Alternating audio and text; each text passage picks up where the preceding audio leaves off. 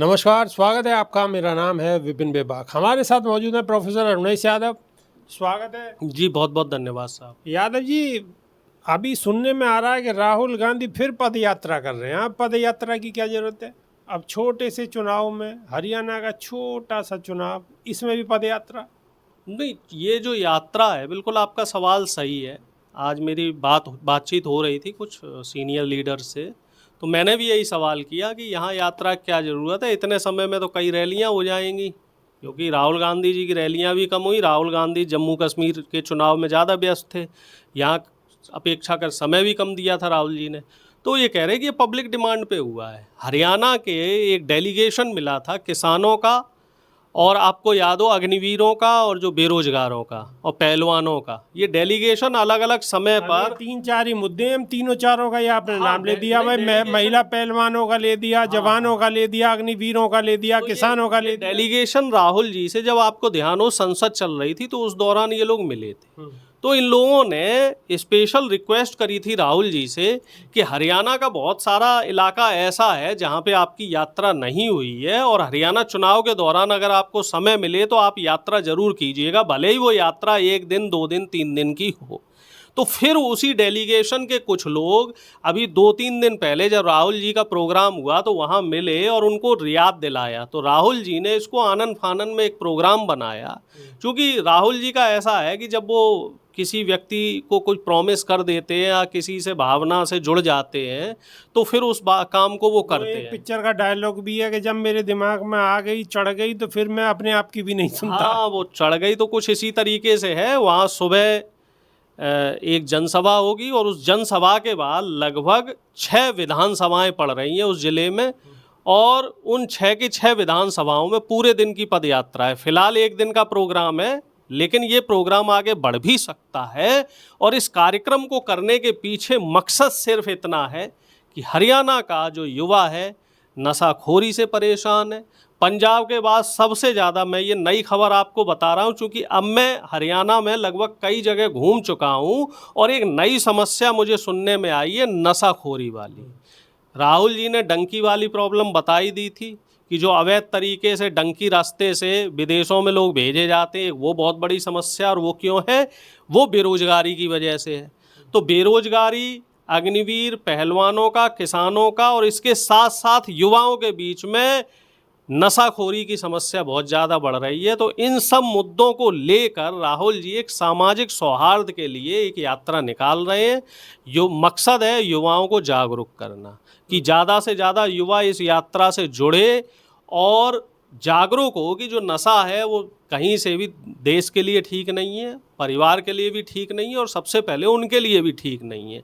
और सरकार से भी सवाल करे कि 10 साल में, नशा तो एक ऐसी चीज है कि ना देश के लिए सही ना प्रदेश के लिए सही, है तो किसी के लिए भी सही है ही नहीं। इसमें परिवार बिगड़ते हैं। और जब नए बच्चे और जो नौजवान अगर नशे का शिकार होंगे तो देश भी शिकार हो जाए। बिल्कुल।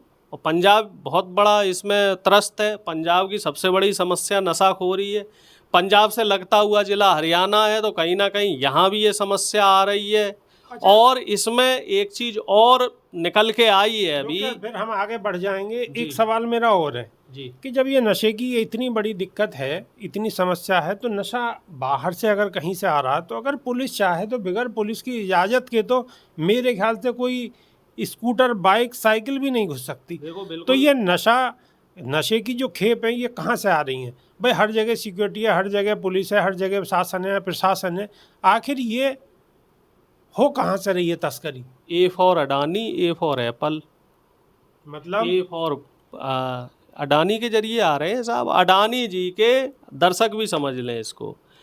ज़्यादातर जितने भी पोर्ट हैं, वो ज़्यादातर पोर्ट जहाँ पे पानी के जहाज आते हैं, वो अडानी जी को मोदी जी ने गिफ्ट किए हुए हैं।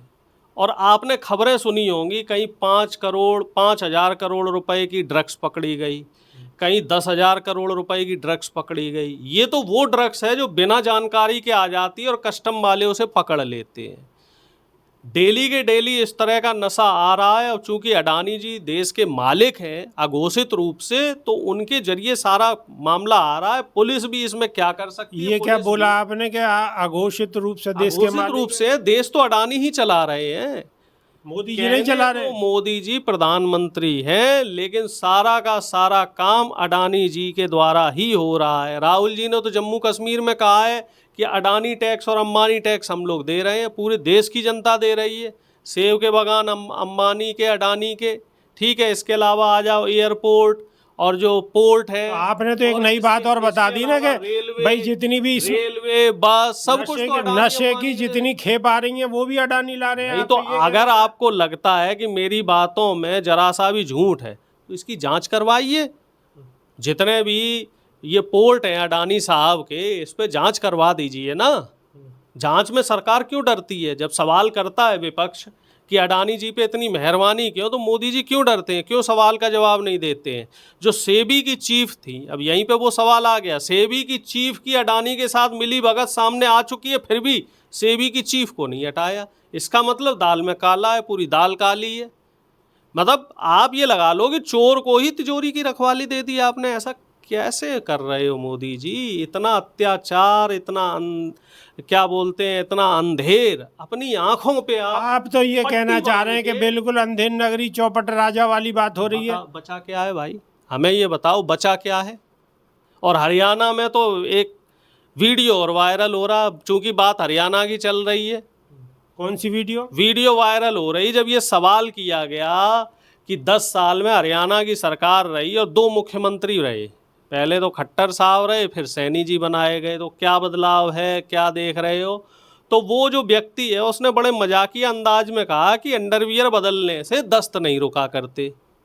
और ये खबर मतलब बहुत अच्छे तरीके से वायरल हुई और मुझे भी बड़ा पसंद आई कि जिस अंदाज में उन्होंने कहा कि जहां बदलाव करना है, लॉ एंड ऑर्डर को दुरुस्त करना। ये क्या कहा आपने? ये दोबारा कहिए, आपने क्या कहा? मतलब ये कहा गया है कि अगर किसी को दस्त हो रहे हैं तो दस्त की दवाई ले, ना कि अंडरवियर बदले।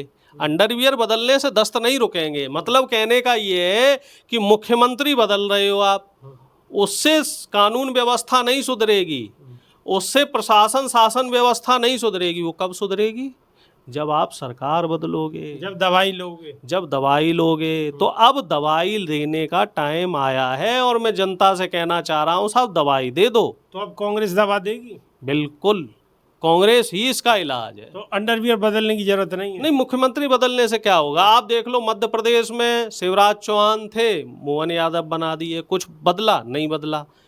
राजस्थान में आप देख लो जी, पहले वसुंधरा जी थी, अब भजन लाल शर्मा बना दिया, वहाँ और हालत ख़राब है। ऐसे ही हरियाणा में देख लो, यहाँ भी सैनी साहब बना दिए। और उत्तराखंड, जो आप भी वहाँ रहे हैं काफ़ी समय, वहाँ तो 3-3 मुख्यमंत्री बदल दिए, लेकिन हालत जस के तस है।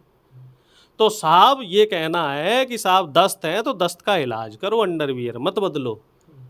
तो देश की जनता से हम ये कहना चाह रहे हैं कि राहुल गांधी जी का इलाज होगा, इलाज होना चाहिए, मेरे हिसाब से तो होगा।